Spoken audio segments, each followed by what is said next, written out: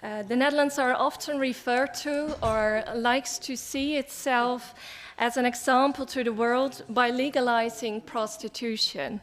Well, I believe we're not. In Amsterdam, there are approximately 4,000 to 7,000 women and men who work as a prostitute. Estimates vary from 10% to 90% whether they do this voluntarily. That means, and I quote the mayor of Amsterdam, that every day at least 400 people are being raped under the responsibility of the government.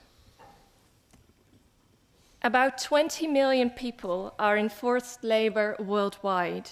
Around 44% of them have been trafficked. Human trafficking for sexual exploitation is the most common worldwide. Almost 60% of all identified victims of trafficking are victims of sexual exploitation and are forced into prostitution. If we believe in a Europe of dignity, we cannot accept that people are traded as no more than goods. The ECPM wants to fight this modern-day slavery, and the issue needs to be high on the agenda of the European Union. Our approach: human trafficking is a cross-border crime. Therefore, it requires international cooperation to combat it. The EU member states must continue sharing best practices, as well as working and establishing stronger cooperation with all stakeholders, including civil society, in order to better identify, protect, and assist victims from being subjected to violence and exploitation. The legislative process is a necessary instrument in this regard.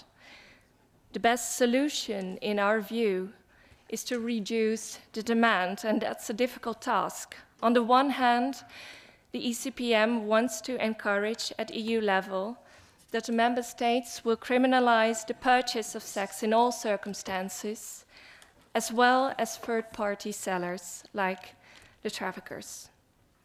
And on the other hand, decriminalize those personally selling sex, like it is the case in, for example, Sweden, Norway, and Iceland, often referred to as the Nordic model. We need to protect the victims. They are the most vulnerable, and they deserve our compassion. This is what the ECPM aims for. We will fight against this trade together with all those who have the same approach to this issue. Therefore, we welcome the adoption of the Honeyball report recommending the Nordic model in the European Parliament last week. The ECPM was involved with the intensive lobby and advocacy for this report. Besides this, the Council of Europe investigates at this moment criminalizing the purchase of sex to combat human trafficking.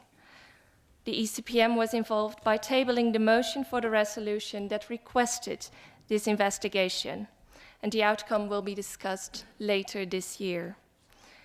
From this seat, I would like to say that we laud and support the people who, in their own country and their own city, stand up against this trade.